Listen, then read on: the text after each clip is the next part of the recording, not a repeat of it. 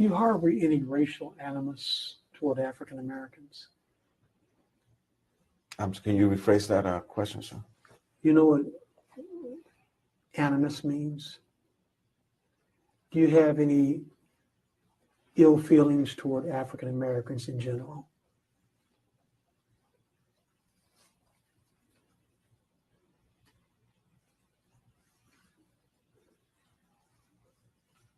Ill feelings? I'm not. I'm sorry? Can you repeat that question one more time, sir? Do you have any ill feelings in general against African Americans?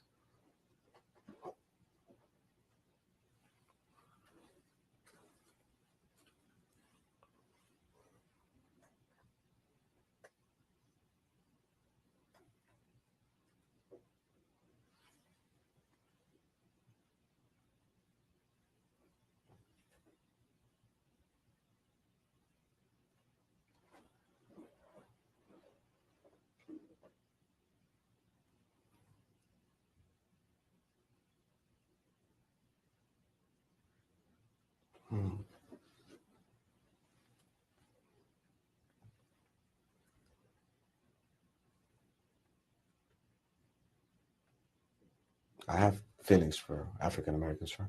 What are your feelings? They're just human beings, sir.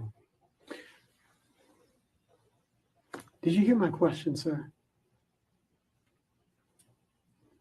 Do you have any ill feelings toward African Americans?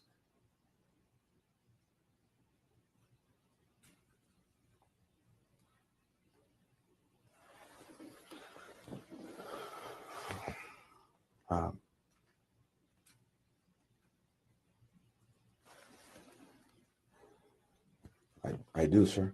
Okay. Welcome to another episode of Straight Out of Politics. I'm your host for today. I am CJ, Compton J, or J.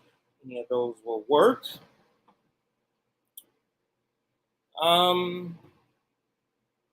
This is a video of police recruitment center. That's the number one question they ask. No, I'm joking. He's on the stand in a courtroom. This is a police officer.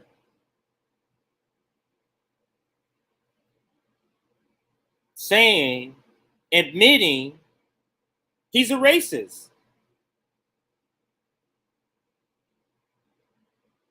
Wonder if that's disqualifying to be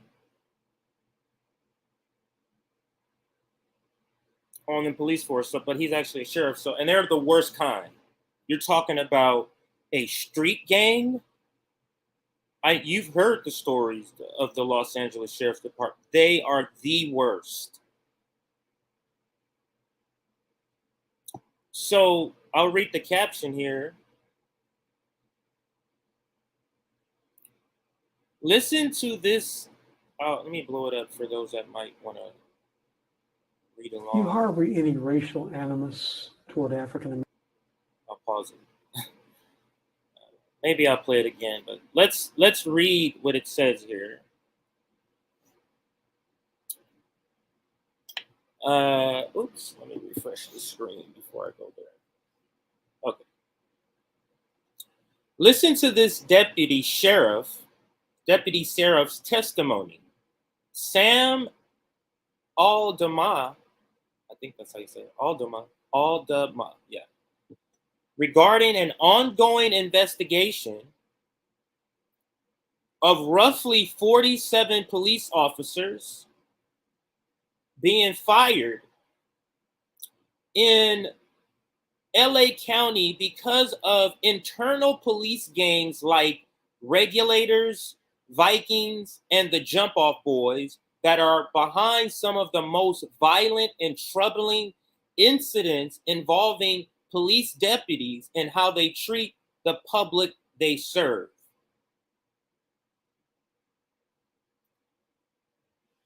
So when you say, how can, what do you mean?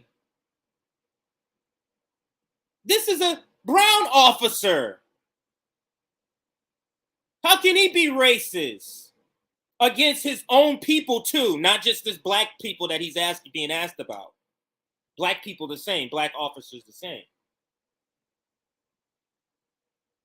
And the analogy I always give, and I'm going to give it all the time, even if some people think it's bad, is you have to think of the police institution or the police department or sheriff's department or a person who works there, a police officer, similar to a slaughterhouse, where the person working at the slaughterhouse who's doing the slaughtering can be a great father, a great mother, a great person, a great humanitarian, gives to charity, protests, all of that. What is that person to the pig that he's slaughtering or she's slaughtering or the person slaughtering? Does it matter to the pig that the person's a great person or the race of the person? It doesn't matter. The job. So it doesn't matter, even if it was a pig who had the job, because we want to say, what are they black? They're brown. How could they? If a pig had a job at a slaughterhouse slaughtering other pigs, what does it matter if it's a pig? If the job is to slaughter, it's the job. Doesn't matter who's behind the uniform or the badge. Doesn't matter what ethnicity, what shade of color. The job is the issue. So that's my analogy. But let's continue. It's astounding to me, and I'll read more of what this person who posted this, and this is Kenny Ackers, revolutionary intellectual is what it says. So he goes on to say, I will say this. He heard and understood the question. His silence in body language answers yes for me long before he admitted it. And I'm going to say admitted it verbally. And that's absolutely what went on. Now, for those who just joining us wondering, like, what the hell are you guys talking about? I thought I got here early. I only missed 3 minutes, and I missed so much to even know what's going on. Listen to this sheriff's deputy, Los Angeles sheriff deputy, on the stand, You harbor any testifying, racial animus? essentially being asked, is he a racist towards black people? And this isn't an investigation where 47 officers are being investigated or being fired. An investigation with police gangs who are involved in some of the most brutal police involved sort of killings. So let's listen to a sheriff deputy. I didn't say former. You hear me? I didn't say former. Let's listen. You harbor any racial animus toward African Americans? Can you rephrase that question, sir? You know what animus means? Do you harbor any racial animus? Before he can finish the question, nope. That's my answer. Do you harbor any racial animus? Nope. He has to go. Can you rephrase the question?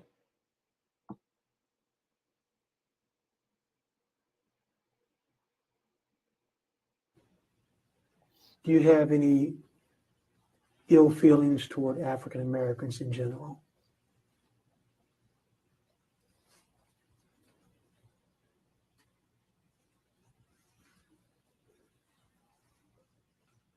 Ill feelings? I'm not. I'm sorry? Can you repeat that question one more time, sir? Do you have any ill feelings in general against African Americans?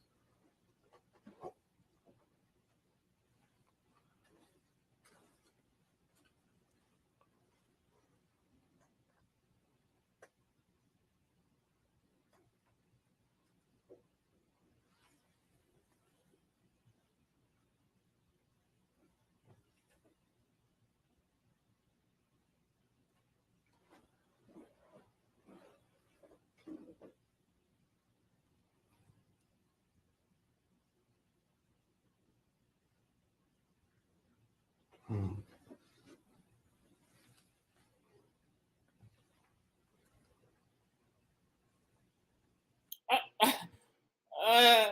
Why didn't the judge say, "Hey man, is something wrong with you"?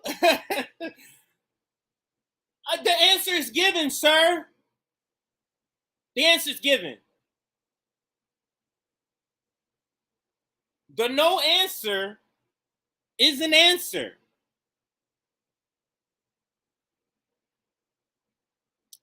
If for those that have kids or nephews or friends with kids, hey, did you take that cookie? You ever ask a kid that? And they just stay silent? My daughter has done that. Who did this? Who wrote on this wall here? Just looking at you. Quiet. The answer's given. I don't need to go get a yes out of my kid, my daughter in that instance. Her lack of answer, plus all the stuff on her face if it's food, her lack of answer when the marker in her hand tells me. This guy has answered the question. But I'll let it finish out and we'll move on to some other items. I have feelings for African Americans, sir. What are your feelings? They're just human beings, sir. Did you hear my question, sir? Do you have any ill feelings toward African Americans?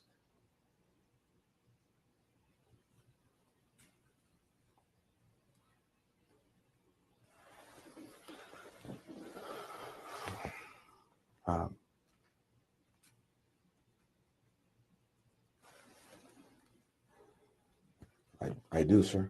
Okay.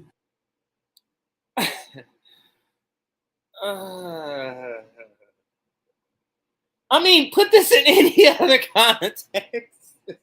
And the one that I like to go to all the time is a cheating spouse.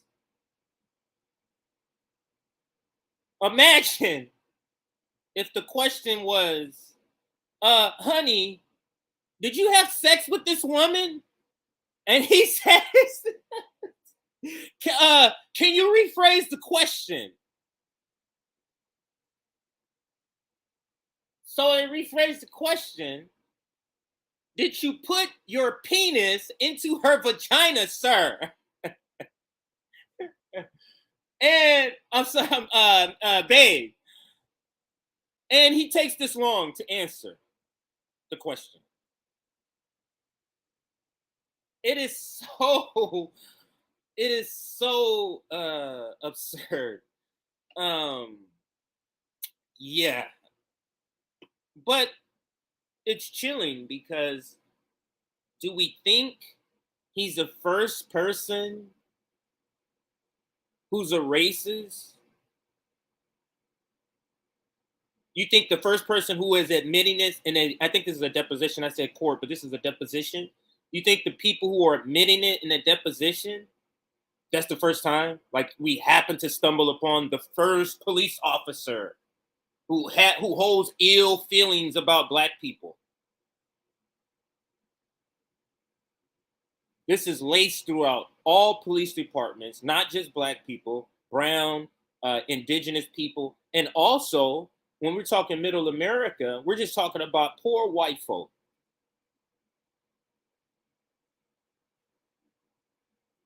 So understand, this is a class thing where he is protecting class. Whatever his reason is, he is protecting the ruling class. So that's why they don't care if the people are racist, sexist. What do they care for? Those aren't questions to eliminate you as being an officer when you're going through the process. So, all right. So I think we'll end it there for our introduction. Welcome again to Straight Outta Politics. We're gonna kind of chill stream today. We got a couple of thumbnails to show you. So this is the temporary thumbnail. We're gonna go over topics, so I'm showing you the thumbnails. I should have said that part first. So this is what I made as Aaron was making the actual thumbnail. And that is done so that I can get the notifications out with enough time for all of you to have notifications in time. I tried to do 2 hours today. I got close.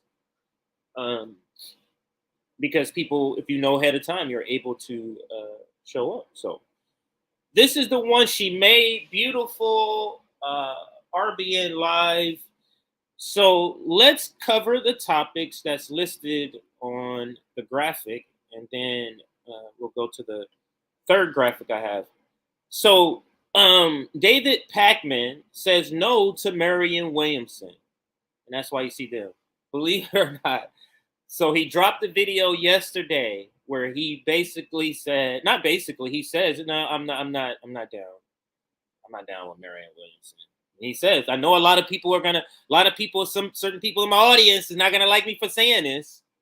So we'll cover that. David Pakman. Of course, all the big news is Lori Lightfoot ousted as the mayor of Chicago, doing a terrible job, giving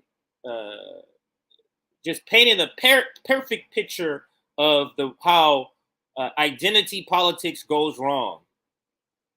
Lori Lightfoot is the perfect depiction, illustration of identity politics gone bad. So we'll cover her ousting.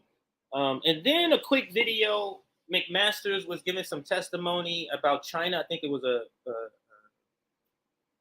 I think the testimony was surrounding China. And CODEPINK, a protester, interrupts the proceeding when HR McMaster was speaking. So we'll talk about that, and that's the reason for HR McMaster's there. We also have, I think I'm finishing off with Zelensky. Let's finish off with this topic. Zelensky wants Americans to send their sons and daughters to fight in war. So there's a video of Zelensky saying this very thing. So let me turn my phone on. So we'll cover that also. And I think, let me see, that's everything on this thumbnail. But then after I had already submitted for Aaron to create that thumbnail, I stumbled upon this clip, and I think Jimmy dropped it today, where it's a short interview of him interviewing Kshama, Sawant, and they talk about a bunch of things, the squad and some other things, but Strike Back, which is being launched this March 4th, and it's the same day that Marianne Williamson launches her campaign. So we'll be covering that interview. And then another topic that's not on, that was also dropped up on me. Sean Penn demands fighter jets on CNN for Ukraine. So we'll play that video. So lots of different videos to play today. We're going to be trying to get through a bunch of different stories. So this will be a jam-packed topic, and I feel like I'm missing one. I feel like there's a Bernie one I'm supposed to talk about that I forgot to add there. Is there some Bernie news? I'll double back and check. But so those are the topics, and now let's see what everybody's saying in the chat. And first of all, welcome Ron Dew. Ron Dew became a YouTube member. So thank you, Ron, for joining our family, our community on YouTube, our YouTube community, with your membership. And I'll get to how others can join in just a second. Sean Penn, the warmonger's friend. Yeah. And I think he's one of those who actually believe in it. So, yeah, I don't know how to take that. Like, he's not one who's I'm going out trying to propagandize people. He actually believes in this shit that's happening. So some of the stuff. I hadn't dropped in on RBN for a few months. Jay is looking good. What's up, D. Lehman? I remember you. You were a candidate, I believe, and you were like, "Yeah, I'm not down with the Democrats. I'm running as one, but I know, guys, I understand all your criticism. So at least you acknowledged it, and I do remember you. So what's up, sir? Penn is a known CIA asset, and that I did not know. So sharing the information with the family. Thank you for that comment, because that's something I didn't know. Oh wait. Oh, you the same person who puts it there. I was gonna say, wait, somebody else said it there. So thank you for that comment. Zelensky's wife should fight Russians. Jesus. That's in response to the Zelensky story that's coming up. Beetlejuice was trending yesterday. I knew it was her. Are you joking, President Jesus? I don't know if she was trending, but that is a nickname that she has been given. Lightfoot got the heavy boot. So we have a couple of videos, or I'm sorry, a video and a couple of articles to talk about on with her and that. So it is going to be jam packed. So stay tuned for a straight out of politics. If you're brand new, make sure you join. Last check, I know this is, I think we're cross 500, but so yeah, I'll just put 500. So we've crossed 500. It's a little more than that, but since I don't have the exact number, let's just put 31,500. So if you're brand new, welcome aboard. If you haven't joined, please subscribe. 31,500 is the subscriber count. And a brand new thing added, so YouTube added it to our toolbox, I guess you could say, and that is memberships. And it was added maybe 5 or 6 days ago. Lots of new people joining, so thank you for all the new YouTube members. We also have Patreon scrolling down at the bottom. So if you prefer to put your $4 somewhere else other than YouTube, you can also donate that money on a monthly basis to Patreon. You can even go lower than $4. You can go up to, I think lowest is $2, I think, on Patreon. So either one of those, if you're able to contribute, you get a couple of perks on YouTube with that membership. The goal is RBN to 50,000. Can everybody put what state and city you're from? State, city, I should say country, because we have a lot of international viewers. Also, especially at this time slot, which they're 9 hours, in some places 9 hours ahead of where I am. So that would be 9:30 9:30 my time, which is 12:30 Eastern. Okay, I get it. Uh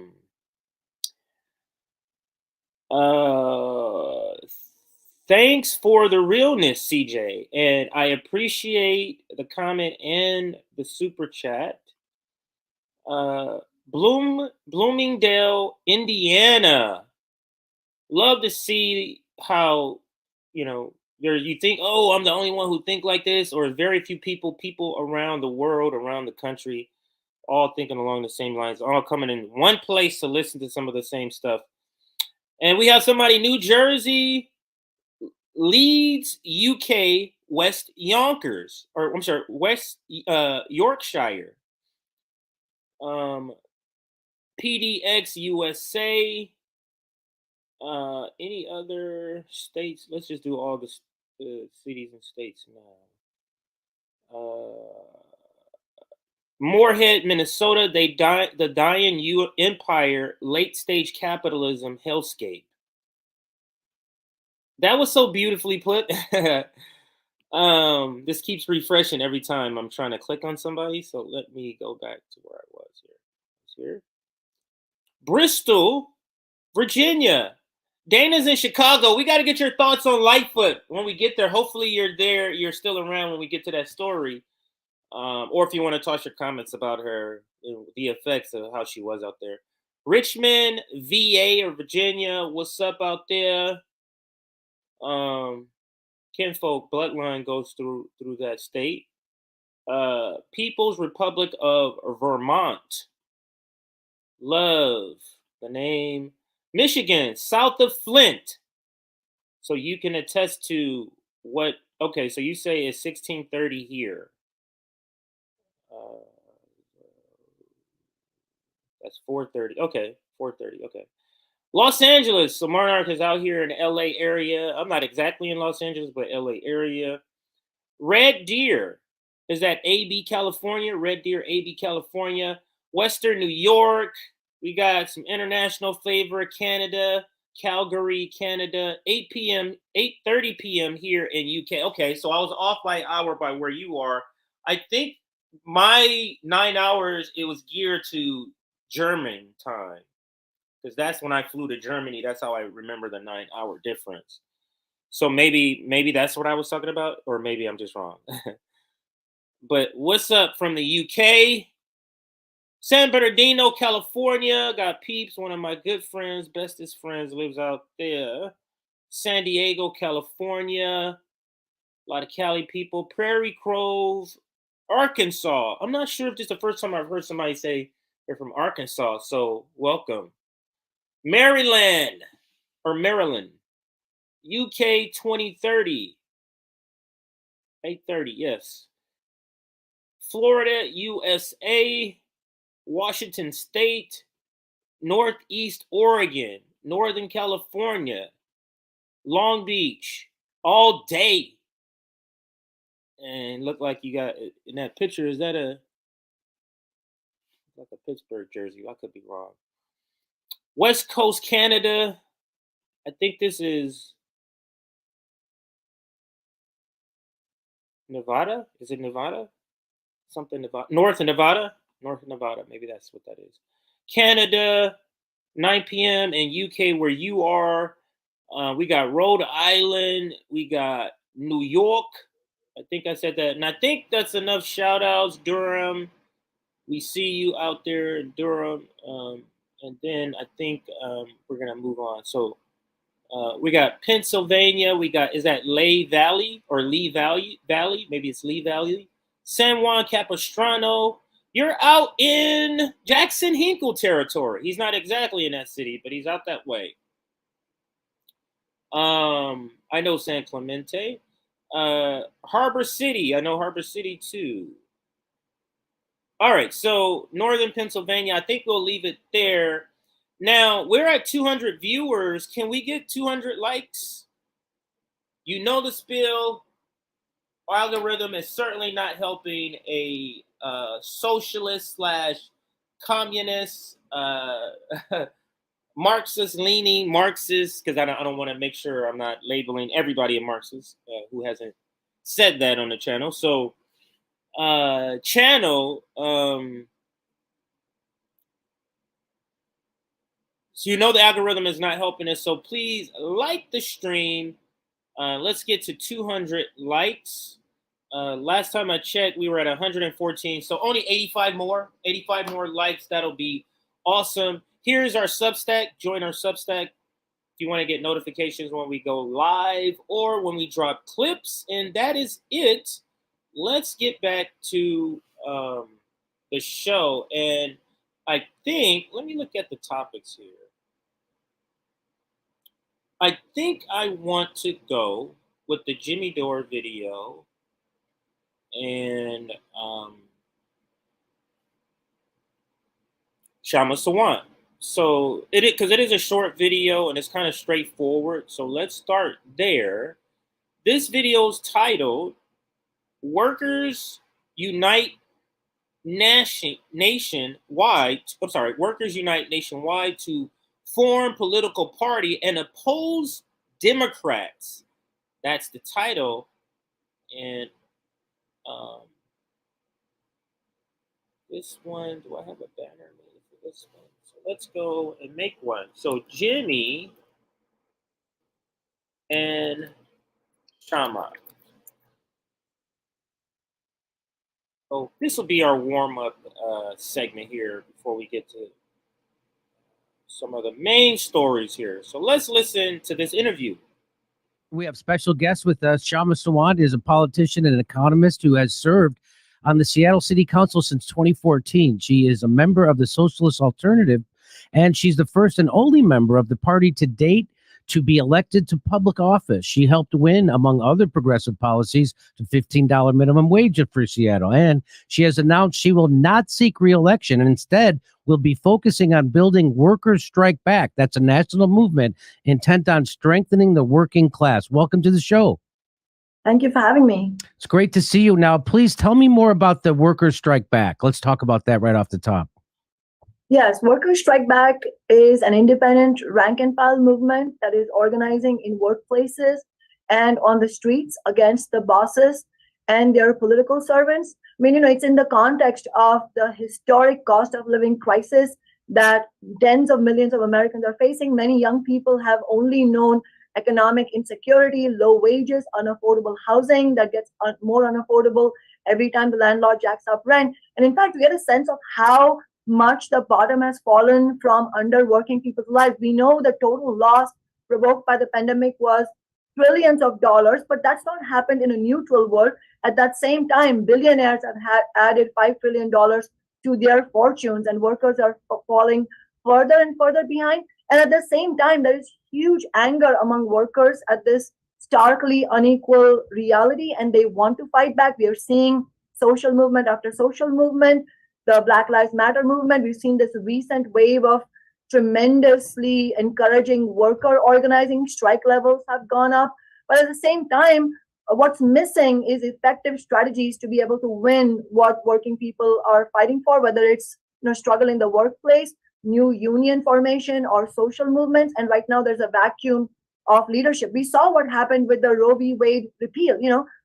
All these mass organizations that are tied to the Democratic establishment, they completely failed, and the Democratic establishment completely failed to stand up for abortion rights. And then in contrast, actually, we've seen progressives selling out working people. We saw the massively shameful debacle of the railroad workers, the strike-breaking votes that were taken by the Democrats as a whole. But let's be clear, by the entire Congressional Progressive Caucus headed by Pramila Jayapal and including the squad. So in this context, we need genuine ideas of how to build rank and file militancy, not only inside labor, but also in general.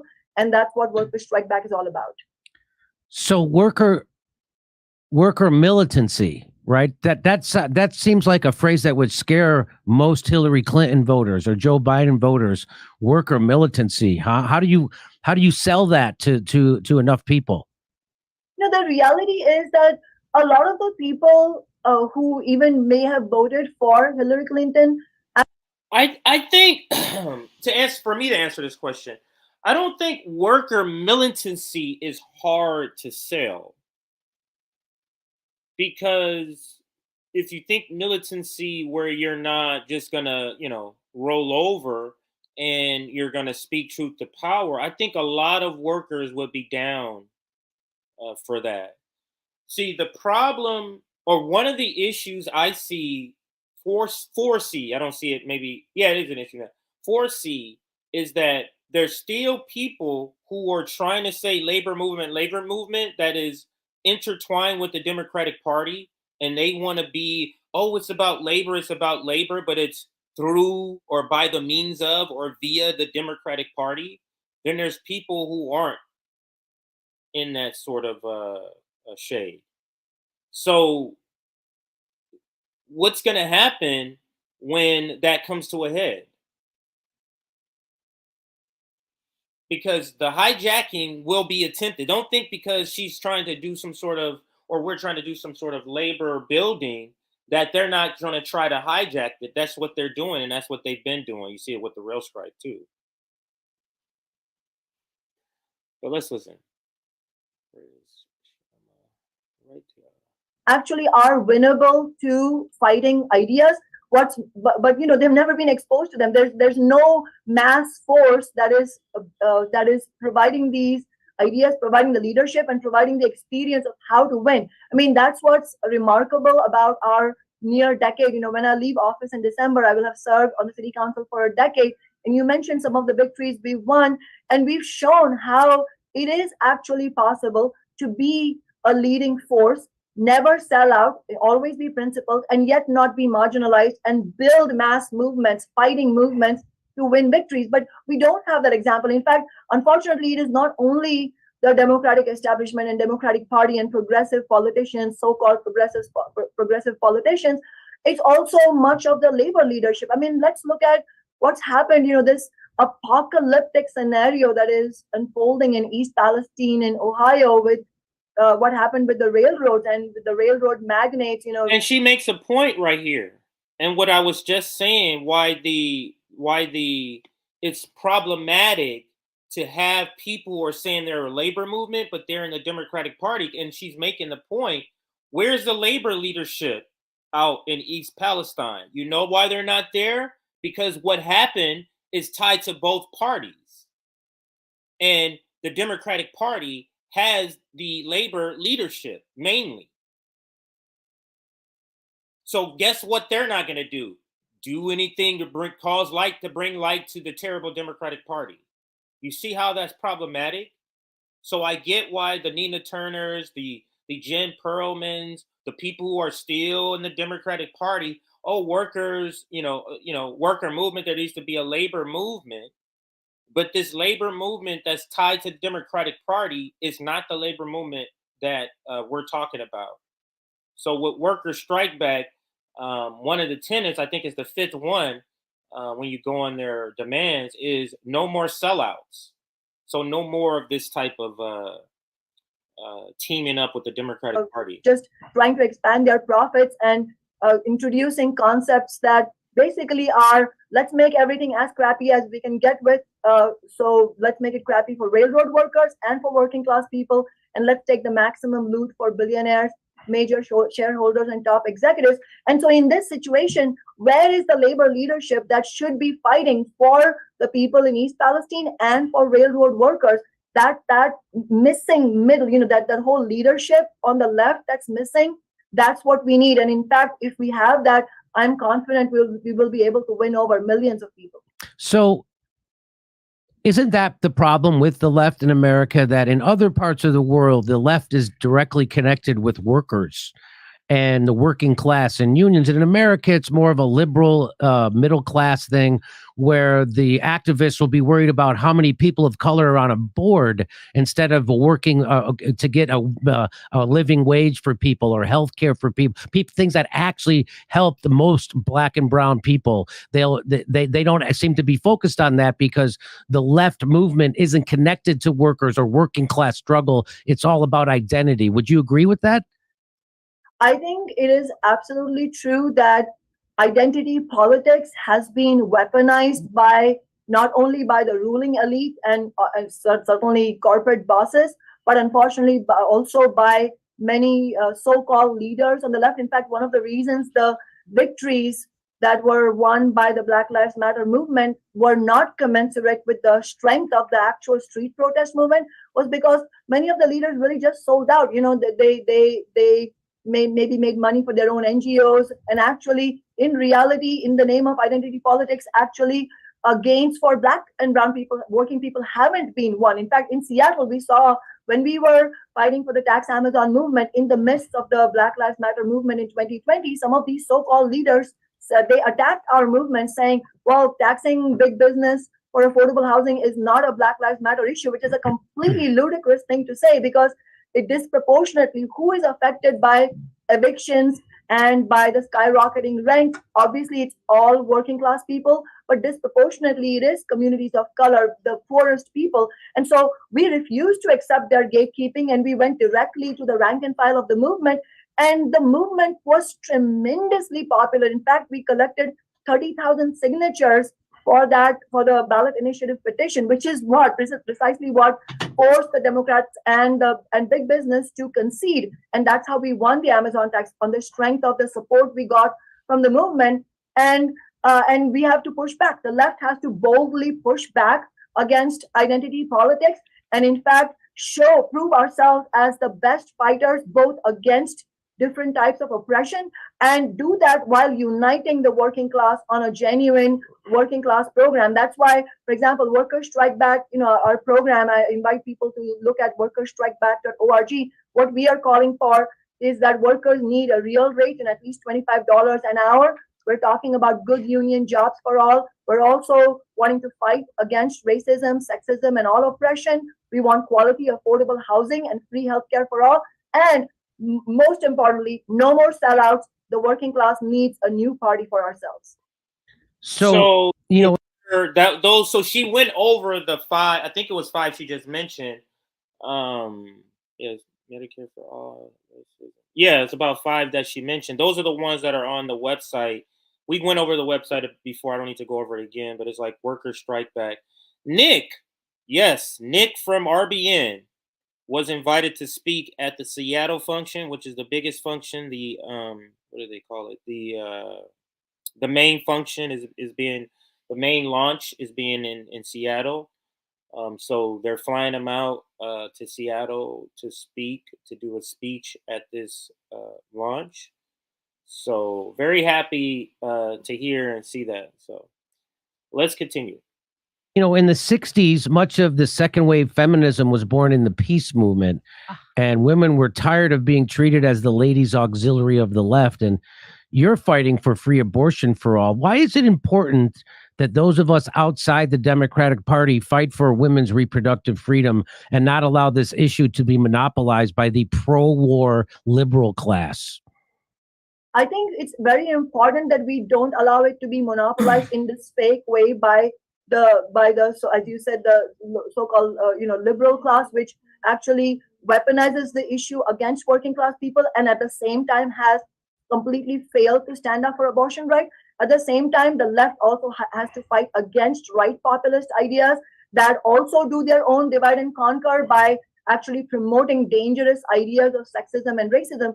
And in fact, if you look at the statistics throughout the country, what is happening is so many women who are in states that have banned abortion in different ways, they are actually having to travel multiple states. In fact, we're seeing article after article every day, moving situations of women who are having to travel multiple states just to get their basic rights met. And this is an issue for women in general. You know, it's not that, oh, if you have a right-wing position on some issue, you wouldn't need this. And in fact, that is why we should fight to help and educate people and help them understand that these are actually unifying issues, because human beings need these rights.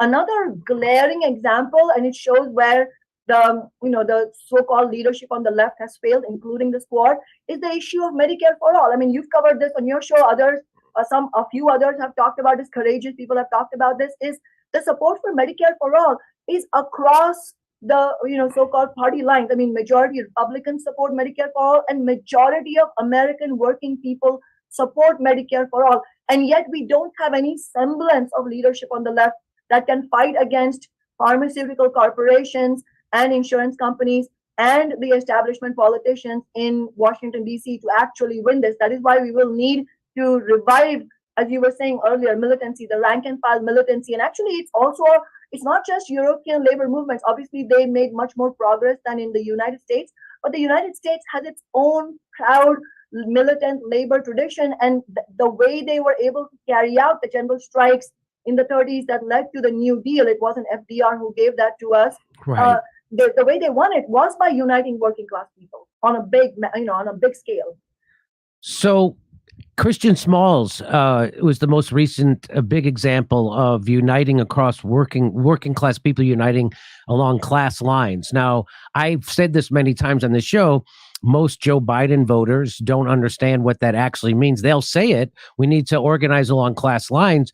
But when it comes to doing it, they don't do it. What Christian Smalls did was he organized with working class people at an Amazon fulfillment center on Staten Island. And if you know anything about the demographics of Staten Island, it's a bunch of white working class Trump voters. And so he organized with Trump voters across class lines. And when you tell Biden voters that, they don't want to do that. They don't want to have anything. They won't even join together to try to stop a nuclear war with people who vote for Trump. How do you get it through their heads what organizing really is? Organizing is about organizing around an issue, whether it be Medicare for all, whether it be war, whether it be living wage. And if you start to mix other things, you lessen your power. So how is your new workers strike back organization going to be able to fold all workers in of the same class who might be of a different political stripe? I think, first of all, I think it is important to recognize that in terms of what you're saying, Biden voters, I think there are a lot of people who voted for Biden, and also the midterms are a good example. Actually, the midterm results, the Democrats did squeak by, and they didn't have the kind of annihilation that a lot of political commentators were predicting. Why? Not because the many young people who voted in record numbers in the midterms have some big rose-tinted glasses about Biden or Democrats. No, in fact, young people are, for the most part, really angry at both big business parties, and they're looking for something different. And the problem is that there's nothing else on offer. But the reason they voted for the Democrats was because they were angry at the right-wing attacks on abortion rights, angry at the conservative Supreme Court's ruling, Dobbs ruling.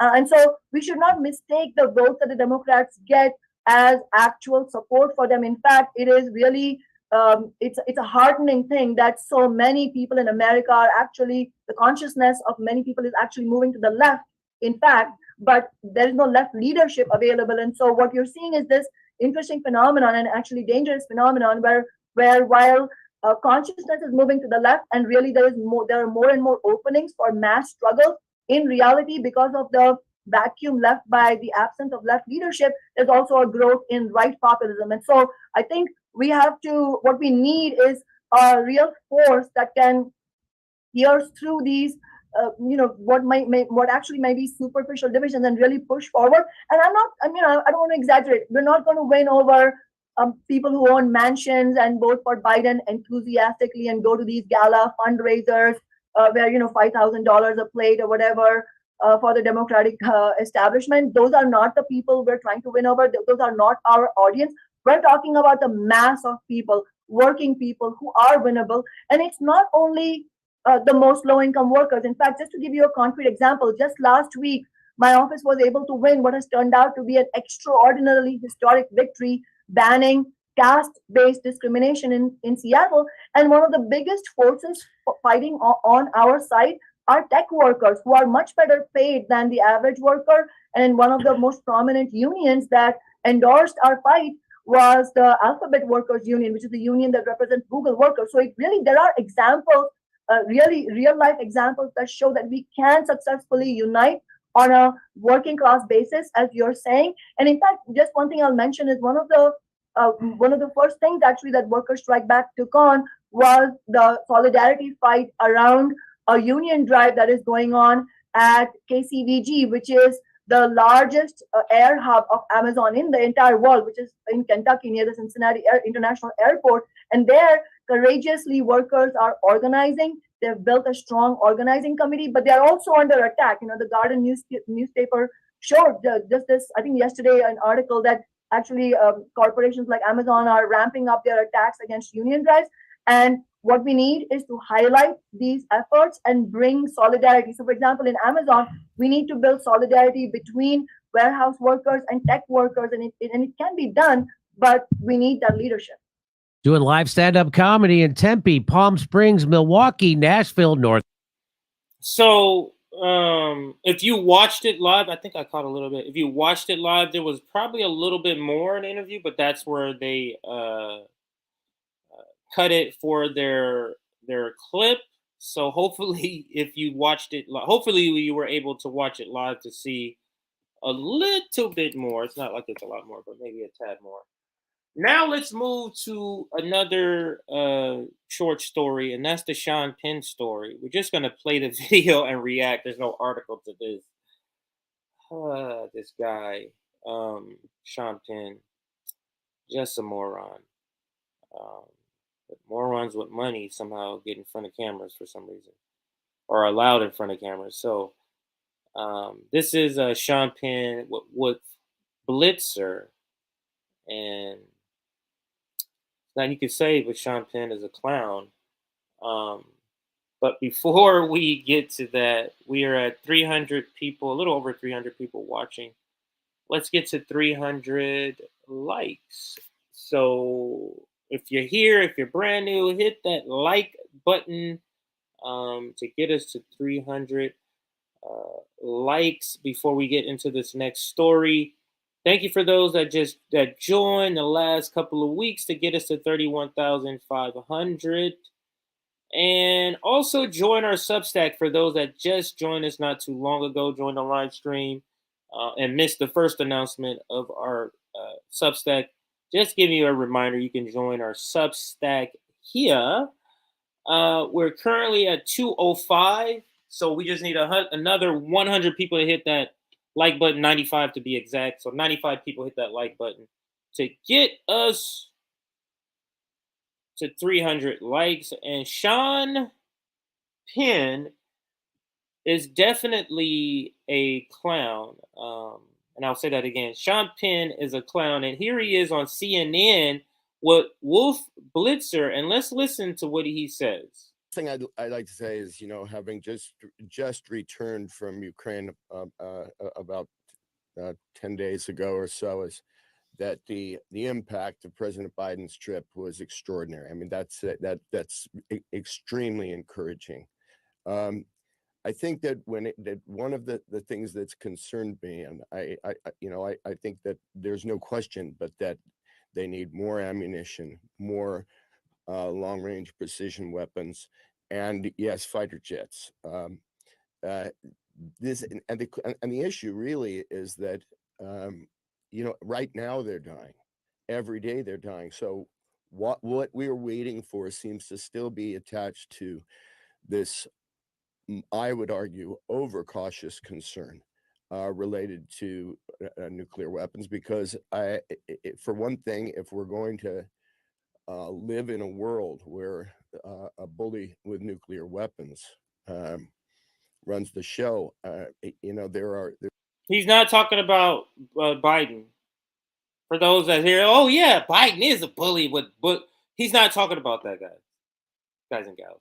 There was a former intelligence officer I'd spoken to in Ukraine at one point. He said, he doesn't want to live in that world, and Ukraine won't. And so I just think we have to make a clear decision to start saving lives, saving infrastructure. And what that means is supplying the Ukrainians. They have no interest in having Americans or others in the fight. They're ready to take the fight themselves.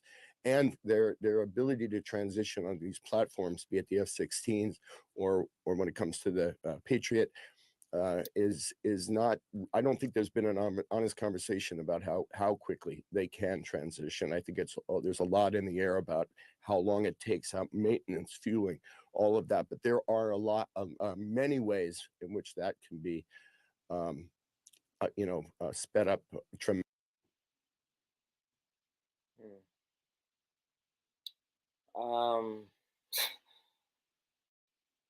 What I don't understand, and what's so telling to me, is why is Sean Penn giving a platform on this subject? Like, why is an actor being brought on to say, hey, we should be getting fighter jets?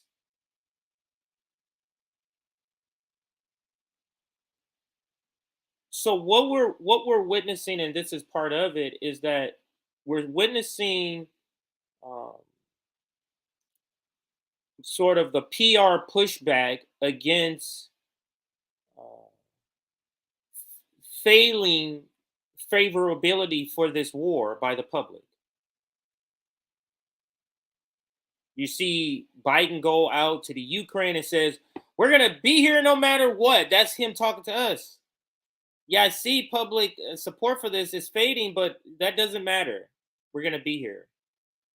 So there's been a lot of projection of this. We did I don't know how many segments we keep doing with this sort of projection, but let's I have an article to bring up here just to kind of go with it.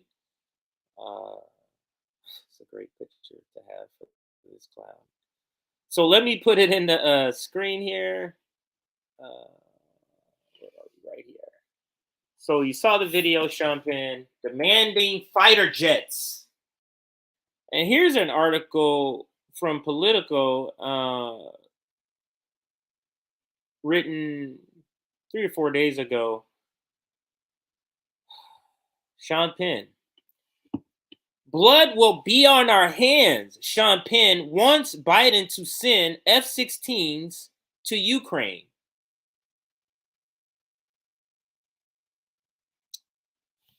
The marrying of Hollywood, war propaganda, or the use of Hollywood to push war propaganda for times just like this has paid off. Now, I don't know if Sean Penn is a good spokesperson for this, because people think that because the media has been on his side for some stuff, but the media has been not on his side for a lot of things before this war. So I'm not sure, but let's read just a little bit. I know it said it wasn't going to be an article, but I didn't think they wrote it about this, but somebody actually did. Politico. So let's read. Sean Penn is unexpectedly fluent in Soviet aircraft. After apologizing for his hoarseness, he had just come from a post-production sound session. The Oscar-winning Milk and Mystique River actor launched into a detailed comparison of Russian versus Ukrainian fighter jets. Quote, the Ukrainians are flying without guided missile systems. Hang on a second. I think it looks good enough. I don't need to make that bigger. Actually, yeah, let's do it. All right, so now let's continue with the quote. Quote, the Ukrainians are flying without guided missile systems, so they actually have to get a visual on the Russian MiGs to shoot them down, end quote. Penn said in a phone interview. Quote, whereas the Russian fighter jets can lock in, fire a guided missile from 100 kilometers out, then duck into safe airspace, end quote. Penn is one of a growing chorus now urging Western countries to send Kiev modern fighter jets ahead of an expected Russian spring offensive. Lawmakers from both parties are pressing the White House to transfer the jets, but President Joe Biden recently ruled it out, at least for now. So I can pause here, and this can be all of the article, really. This is a song and dance. This is so it doesn't seem like he's just doing a bunch of crazy shit. This is to make it seem like he was pushed into it. He was drugged to do these things. That's escalatory. So this is a song and dance that the White House is playing with the media and also some of these people that are pushing him to do this. So Penn is, I just said to read that one. On Thursday night, National Security Advisor Jake Sullivan said the fighter planes aren't what Ukraine needs now. Quote, from our perspective, F-16s are not the key compatibility for this offensive. It is the stuff that we are moving rapidly to the front lines now, end quote, he said on CNN. And here's another quote from Jake also. Quote, F-16s are not a question for the short-term fight, end quote. He added, quote, F-16s are a question for the long-term defense of Ukraine, and that's a conversation that President Biden and President Zelensky had, end quote. So he's basically saying they're on their way, man. Calm down. They're coming. That's basically what he's saying. And that's Sean Penn being and some people in the comments said CIA asset, but at least if not a CIA asset, a complete and utter moron and warmonger. That's Sean Penn. All right, so let's go to the next story, and I think now we can go to David Pakman's video. Yeah, let's do that. Let's go to the David Pakman story. And we can close this one and close that one. To David Pakman, and getting closer and closer to finishing off those. Listen, I know people in my audience, some people in my audience are going to get mad at me because there are people in my audience who love Marianne. All right. I didn't want the video to start yet. So let's pause it for a moment here and set up the segment. And I think I have this one already set. Do I? Pakman says no to Williamson. Yes. So this is not a good sign. This is not a good sign. So we'll be covering this next. But let me go to some comments. The comments are starting to stack up here. So we haven't started the segment yet. We will start in just a second. But let me go through some of these comments. I show 175 comments piling up here. We're at 238 likes. The target is still 300. So let's make sure there's over 100 people still watching even right now who have not hit that like button. So let's hit the like button to get to 300 likes. And before we get to the Pakman story, let's just dive into some of these comments. Does Pakman have a sizable audience? Yeah, I think he has a sizable audience. I mean, at least, when you're talking about a small channel like us, the answer we would give is yes.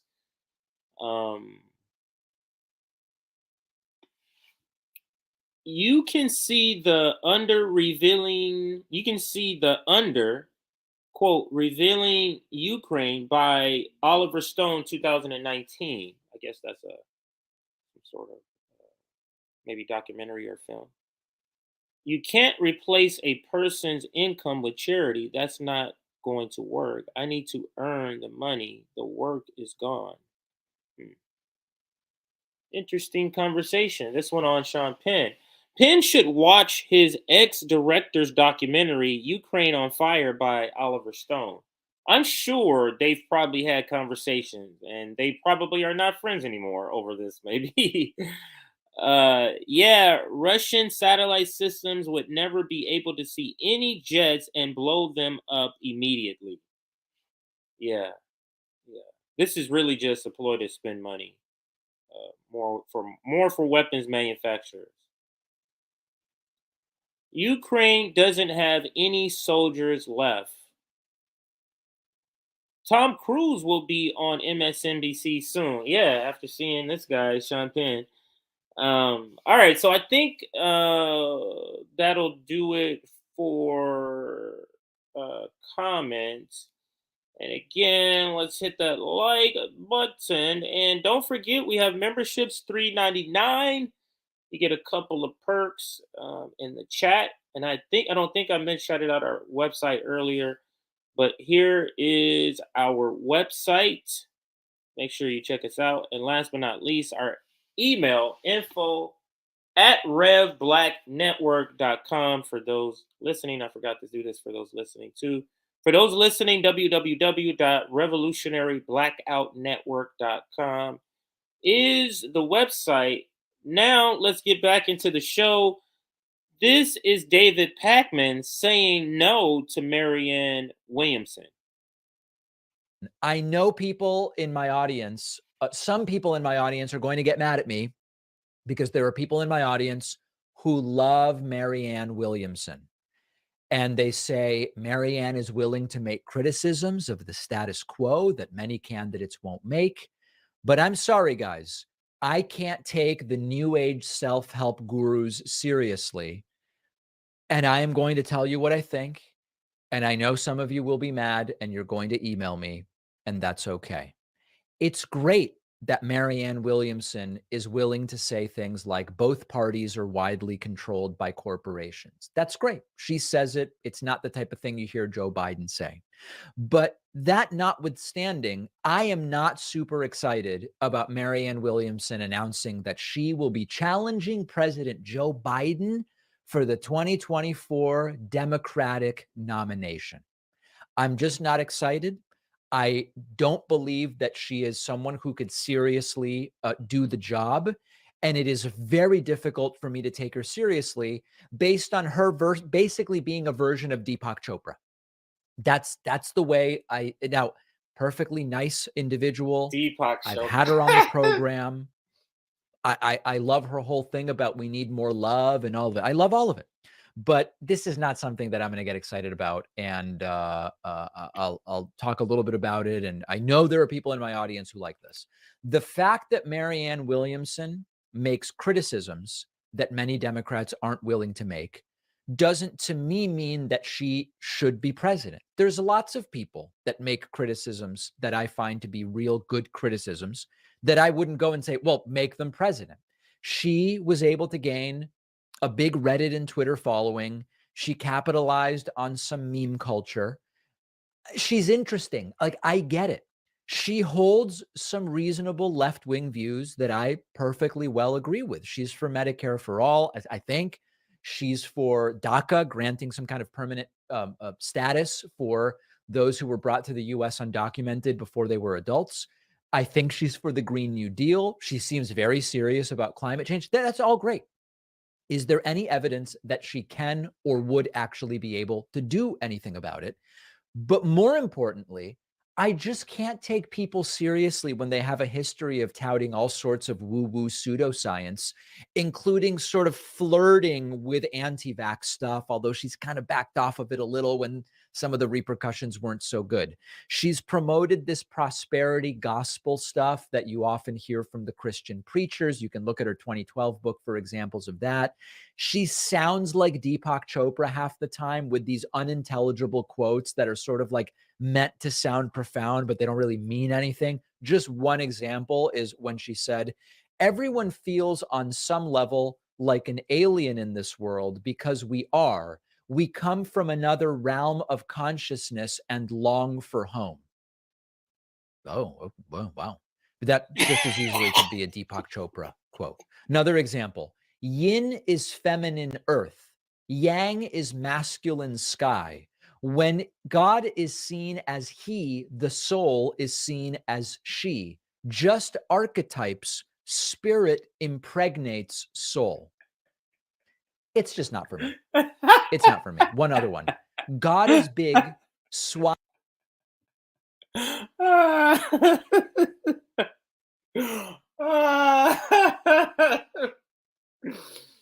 He reads the quote and then says, this is not for me. This is not for me. David Pakman. He has a large, I think he has like 1 million people following. Let's look and see. I'm pretty sure he has 1 million. Yeah, he has more than Jimmy. 1 million, 1.6. So he has a very, very large following. This has gotten 19,000 approaching 20,000 views already. And it hasn't even been a day. We'll see. So now I was playing it through. So then, but then I'm gonna rewind it and so we can go through this and stop and start because I'm trying to do it that way. Play a lot of it first and then go back and start and stop so that had people bring up comments. You're stopping it all the time. So now we got the complete thought. Now let's go back and kind of break it down. All right, listen, I know people in my audience, some people in my audience are going to get mad at me because there are people in my audience who love Marianne Williamson. And they say Marianne is willing to make criticisms of the status quo that many candidates won't make. But what criticism is that? It's certainly not of Ukraine.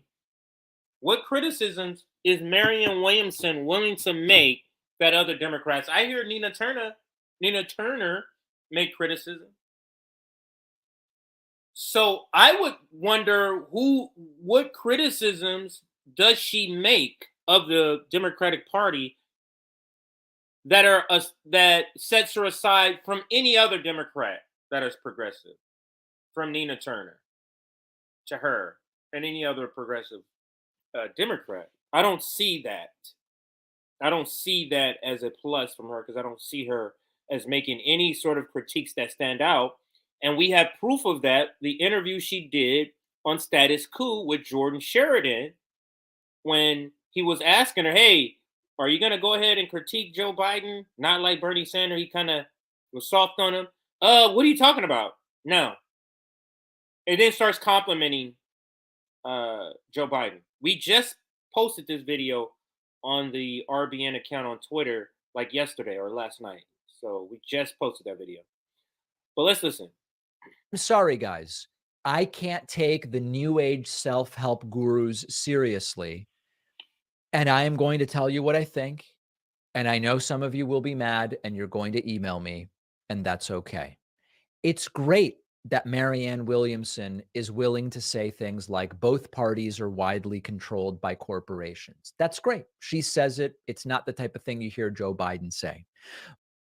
So is that the thing? Because she says that? She says the thing that every person understands, even the 100 million people who regularly don't vote because of they know that fact. What does that do? Like, we don't need to spend millions of dollars to put a progressive candidate on stage to say that. That's not worth millions of dollars to put somebody on stage. And the millions of dollars wouldn't even guarantee that she would even get on stage. But that notwithstanding, I am not super excited about Marianne Williamson announcing that she will be challenging President Joe Biden for the 20. It didn't feel like, and if you watch the segment I did when she went on TYT, it didn't feel like Anna and Cenk were super excited about her either. It didn't feel like when Mike Figueroa from Humanist Report went on Boss, it didn't feel like, and I said the same thing in that segment, it doesn't feel like they're that enthusiastic about her. It feels like almost like if anybody else jumped in, they're going to jump on that new candidate and not her. Now, I don't know if there's some sort of are they bad feelings from Marianne Williamson from, like, did she say stuff about Bernie or somebody else that made people not like her? But it doesn't feel like Kyle Kalinske and Crystal Ball, when they were coming up with this plan to help push Marianne Williamson, they didn't reach out to other people, other white media figures, to see if they're on board. Now, Sabby did tell me that Kyle Kalinske hates David Pakman. Did not know that. So that's something new that I found out about David Pakman. But let's listen some more to David extinguish the idea of having Marianne Williamson. Now, listen closely to what he says, what he's not that happy or not that enthusiastic about. And announcing that she will be challenging President Joe Biden. I am not super excited about Marianne Williamson announcing that she will be challenging President Joe Biden for the 2024 Democratic nomination. I'm just not excited. I don't believe that she is someone who could seriously do the job. And it is very difficult for me to take her seriously based on her basically being a version of Deepak Chopra.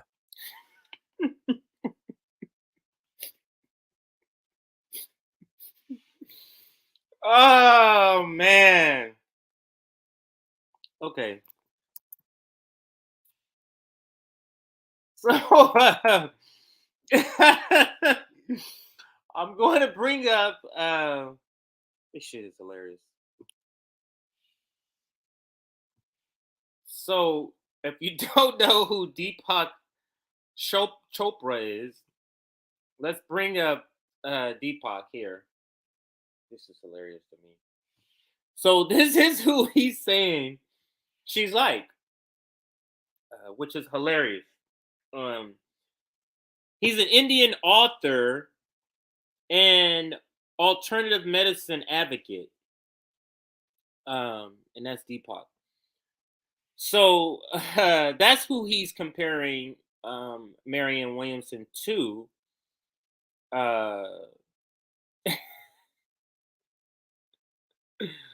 Is he Tupac's brother?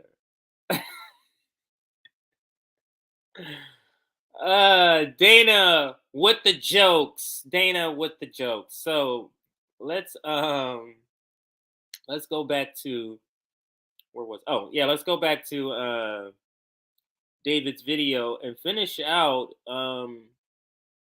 what he's saying here about Marianne Williamson. Is very difficult for me to take her seriously based on her basically being a version of Deepak Chopra. That's the way now, perfectly nice individual. I've had her on the program.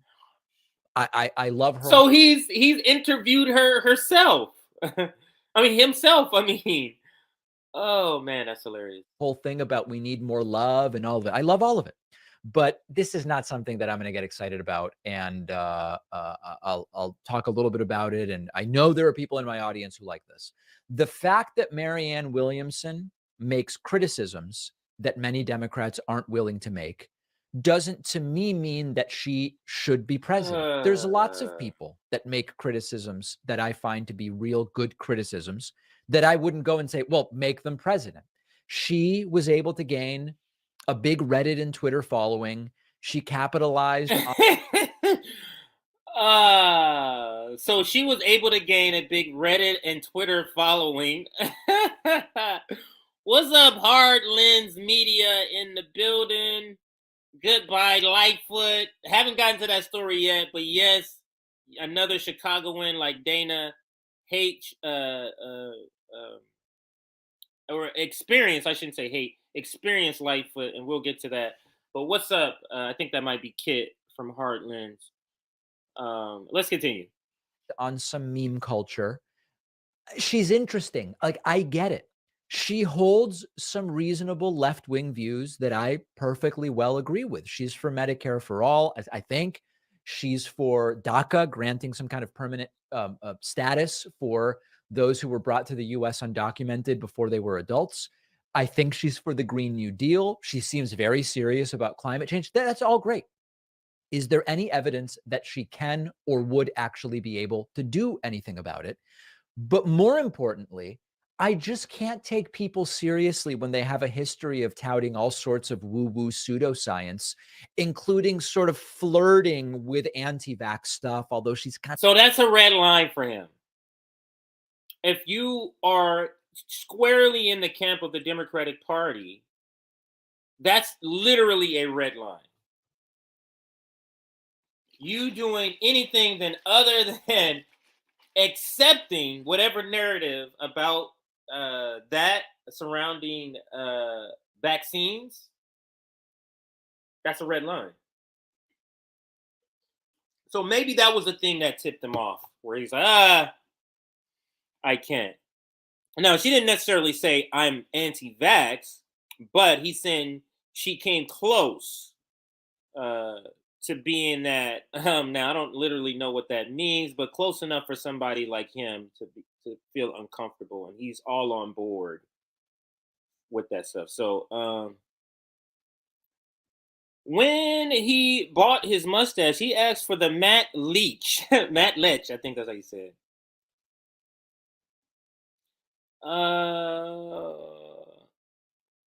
Salt-free, salt-free Modi cracker giving culinary advice. Oh, that's the time, right? What is this a picture of? I can't see what that's a picture of, but I saw a couple of those in there, so that obviously means something that I'm not aware of. My dog would be more capable of being president than Biden, Ridley.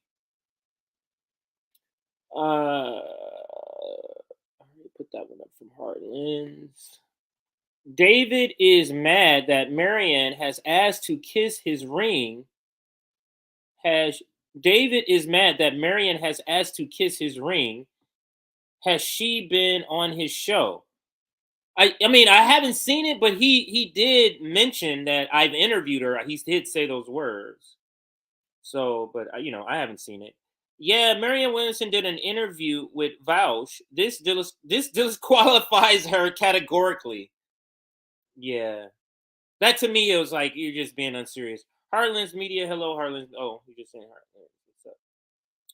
Oprah, Marianne Williamson, and Deepak all did a Super Soul Sunday together.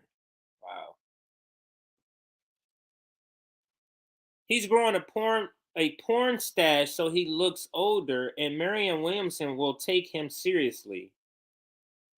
Harlan's Media, you also use this symbol. I don't know what that means. It means something.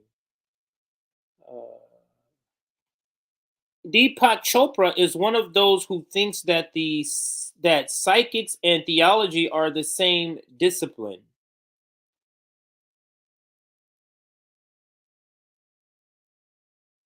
Deepak Shakur.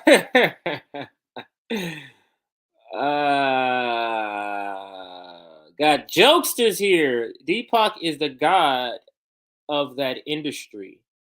So Deepak is like what she aspires to be. I get what you're saying. I didn't know that. So he's the Bernie Sanders of that industry, I guess you could say. But let's continue to listen to David. Anything about it. But more importantly, I just can't take people seriously when they have a history of touting all sorts of woo-woo pseudoscience, including sort of flirting with anti-vax stuff, although she's kind of backed off of it a little when some of the repercussions weren't so good.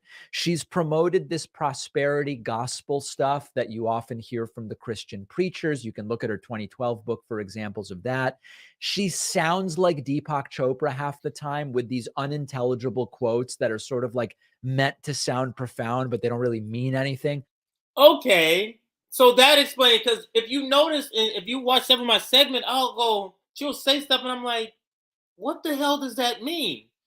So this is what she's doing. She's meaning to be extra deep, but she's not making any sense. I didn't know that at the time. I just thought she wasn't being coherent, but I guess David explains it here. Just one example is when she said, everyone feels on some level like an alien in this world because we come from another realm of consciousness and long for home. Oh, wow.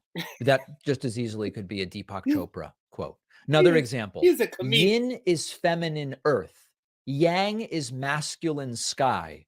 When God is seen as he, the soul is seen as she. Just archetypes, spirit impregnates soul.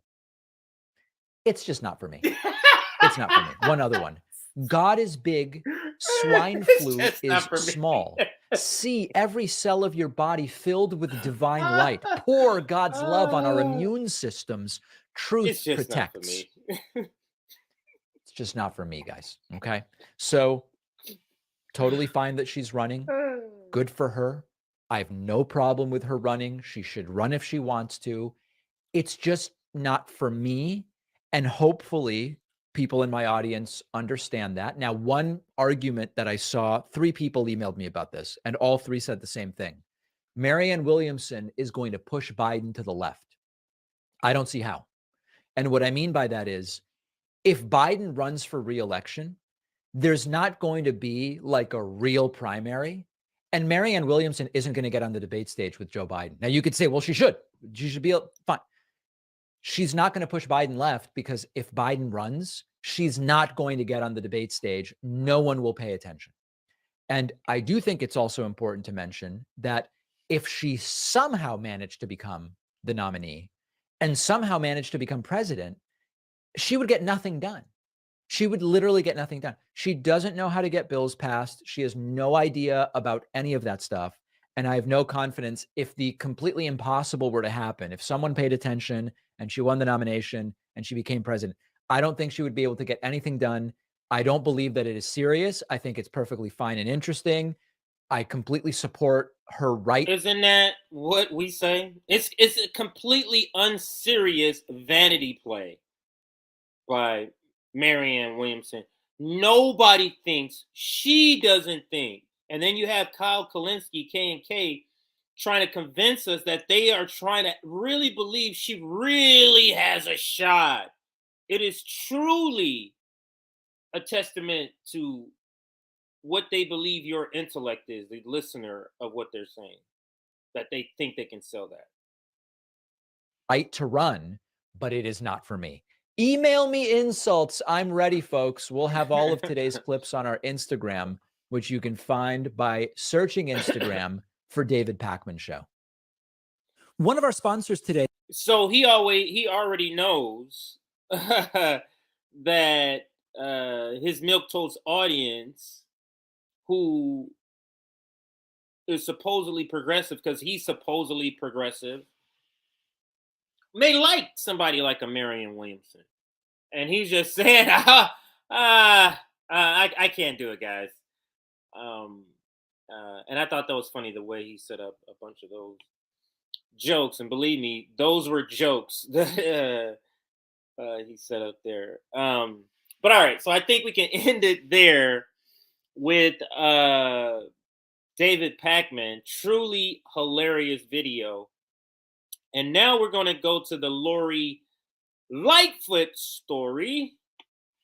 And again, Dana and Hard Lens Media, aka Kit, is out in Chicago. So curious to hear both of you chime in. If either one of you are still here, I don't know if either one of you are still here, but to chime in on how bad she was and anything else you might know about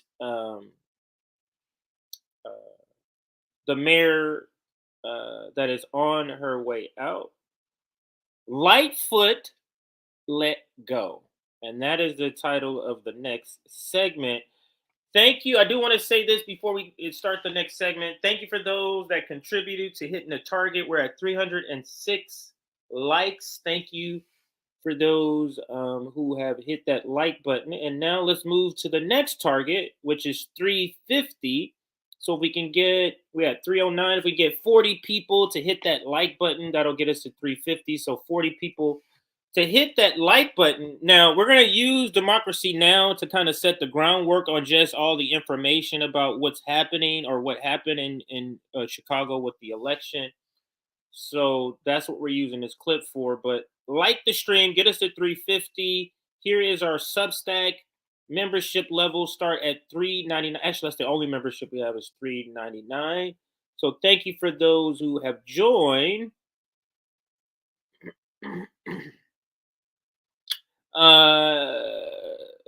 HRC straight up jacked the term progressives. Yeah, that is complete joke.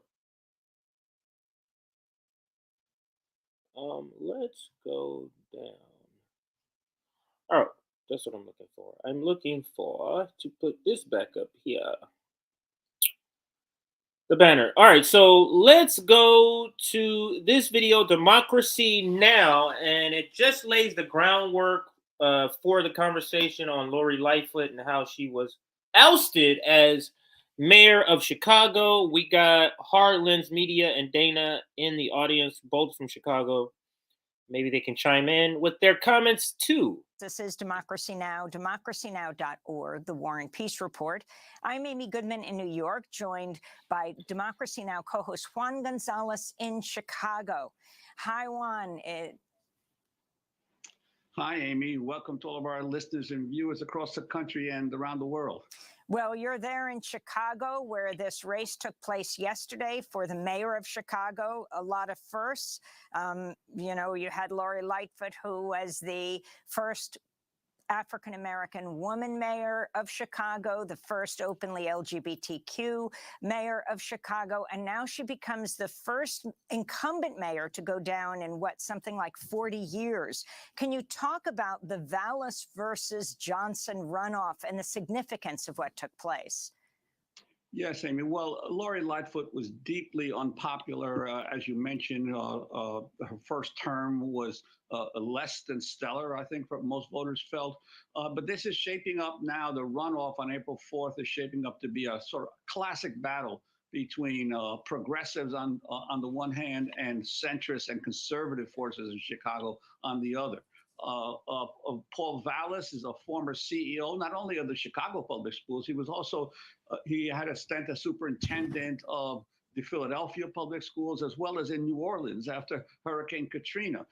He's a big backer of charter schools, and obviously that is a major issue that the Chicago Teachers Union, from which Brandon Johnson emerges, is deeply opposed to. And he's also had significant backing from real estate and business leaders. And his main issue, really, or as some people say, his main three issues were crime, crime, and crime. He promised, he's promising more police officers on the streets. He touted in last night in his election night speech that not only is his wife a police officer, one of his sons is a police officer, another's a firefighter, and he clearly is seeking the more conservative votes, not only among centrist Democrats, but also among those who consider themselves Republicans in Chicago. And Brandon Johnson, on the other hand, was strongly backed by several key labor unions, not only his own local, the Chicago Teachers Union and the Working Families Party, but the American Federation of Teachers, the parent union of CTU, poured in lots of money, as well as did the Service Employees International Union, the healthcare division. So this is basically key labor unions were backing Brandon Johnson, as well as progressives, and he was emphasizing that you fight crime as well by investing in communities and in alternatives for young people. So it's really shaping up to be a classic progressive versus conservative battle. The problem is that that Vallis did get 34% of the vote, and so Brandon Johnson is going to have to really be able to get backing from a lot of the others who lost, including Congressman Chuy Garcia, who came in fourth with 14%. What Lightfoot is going to do and her supporters are going to do is going to be critical. So it's going to be a tough race between now and April 4th to see which vision of urban governance wins out. And do you see this as a message to the country and to Democrats? Because this is actually a battle within the Democratic Party, the police union versus the teachers union in Chicago. Yes, well, I mean, it is because Chicago is such an important city in the nation, but we've been seeing this now play out in a lot of urban races where a wing of the Democratic Party finds itself to some degree more in sync with some views of some independents and conservatives around, once again, putting the emphasis on fighting crime rather than trying to deal with the conditions that give rise to crime. Okay, so that gives you the setting of the Chicago elections, and now let's go to Lori Lightfoot. Is that how you say it? Yeah, Lori Lightfoot's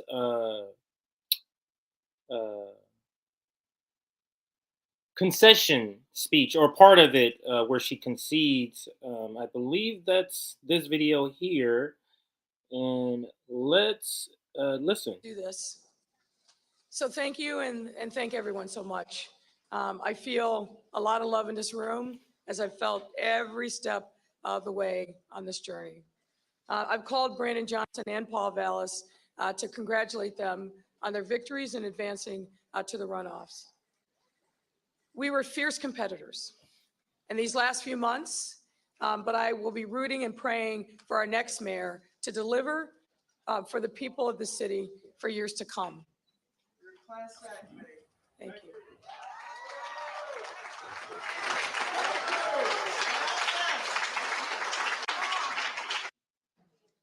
Let me just do this. Yeah. Lightfoot, needless to say, it was more than just a bumpy ride for Lightfoot.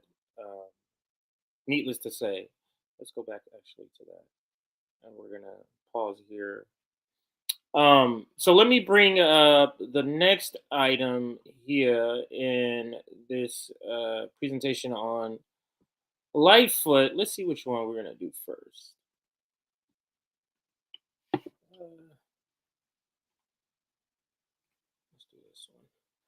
All right. So yeah, like I said, I have quite a few receipts for the Lightfoot story. It was one of the more prevalent topics, it seems to be, on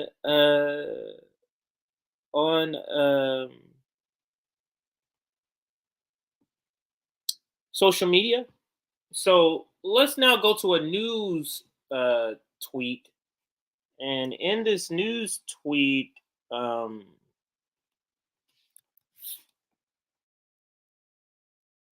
this AP News. I think this is AP News here.